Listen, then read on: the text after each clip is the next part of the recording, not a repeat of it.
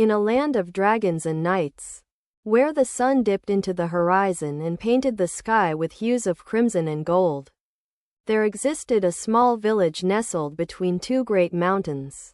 The villagers lived simple lives, tending to their gardens, herding their sheep, and sharing stories of old around the fire pit in the town square. In this village, there lived a young boy named Arindor Thorn. Arindor was a curious and adventurous soul, with a mop of messy brown hair and eyes that sparkled like the stars on a clear night. He lived with his parents, the village blacksmith and his wife, in a cozy little cottage on the outskirts of the village. One day, as Arindor was exploring the surrounding woods, he stumbled upon a hidden clearing. In the center of the clearing stood an enormous tree, its trunk twisted and gnarled with age. Carved into the trunk was a symbol, unlike any Arindor had ever seen before. The symbol seemed to pulse with a soft, blue light, and Arindor felt an inexplicable pull towards it.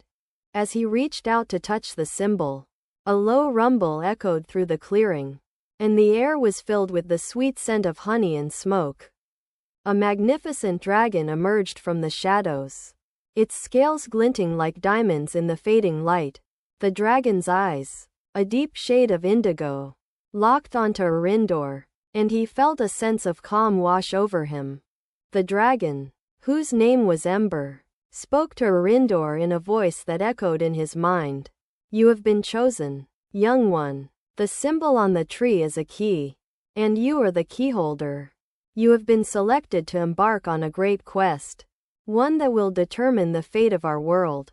Arindor's heart raced with excitement as Ember explained the quest. A dark sorcerer, named Malakar, had stolen the legendary Sword of Light, a powerful artifact that kept the balance of magic in the world. Malakar intended to use the sword to enslave all the dragons and rule with an iron claw. Ember presented Arindor with a map, etched on a piece of parchment, that would lead him to the sorcerer's lair. "You must retrieve the Sword of Light and return it to its rightful place," Ember commanded.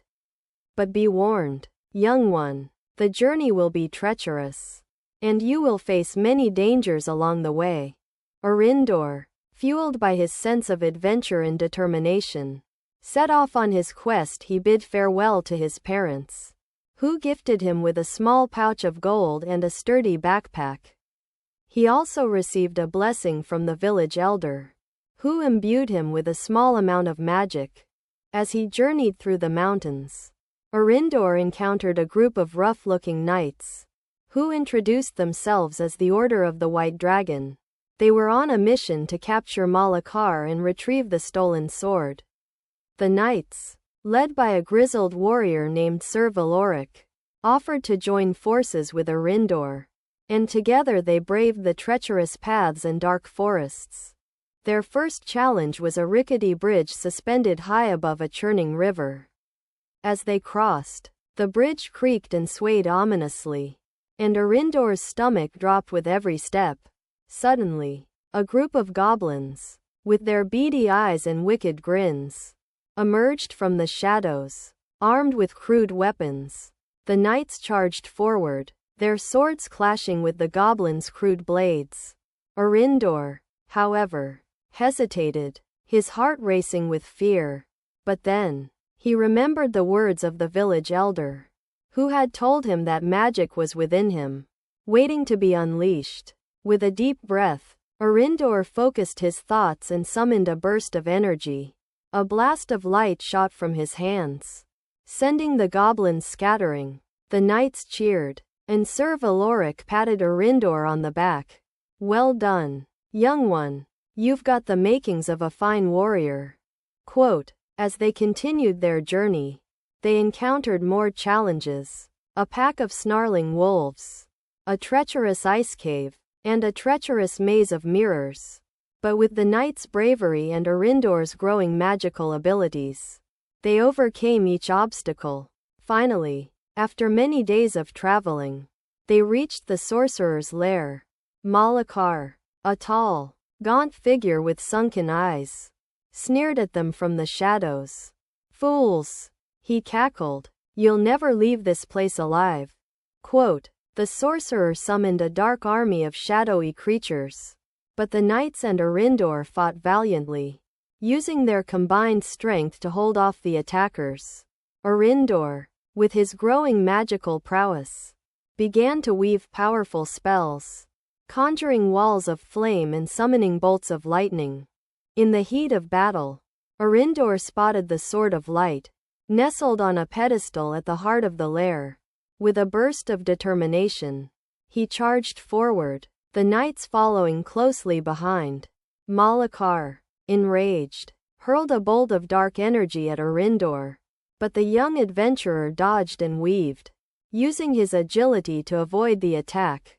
As they reached the pedestal, the sorcerer unleashed a final, desperate blast of magic. Arindor, anticipating the attack, raised his hands, and a shimmering shield of light erupted around him.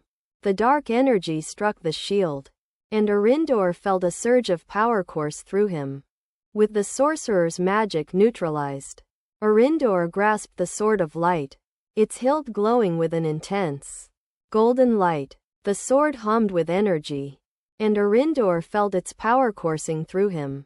Malakar, defeated and enraged, summoned a final, desperate blast of magic, but Arindor, now wielding the Sword of Light, countered the attack with ease. The sorcerer stumbled back, his dark energy faltering, and the knights closed in, pinning him to the ground. As the dust settled, Arindor stood victorious, the Sword of Light still humming with power in his hand. The knights cheered, and Sir Valoric patted him on the back. Well done, young one. You've saved our world from the brink of darkness. Quote, with the Sword of Light in hand, Arindor returned to the village, where he was greeted as a hero. The villagers celebrated long into the night, and Arindor was hailed as the bravest of them all. Ember, the dragon, appeared once more, and the villagers watched in awe as the two became fast friends. Their bond forged in the fires of adventure. From that day on, Arindor roamed the land, using his magical abilities to protect the innocent and vanquish the forces of darkness.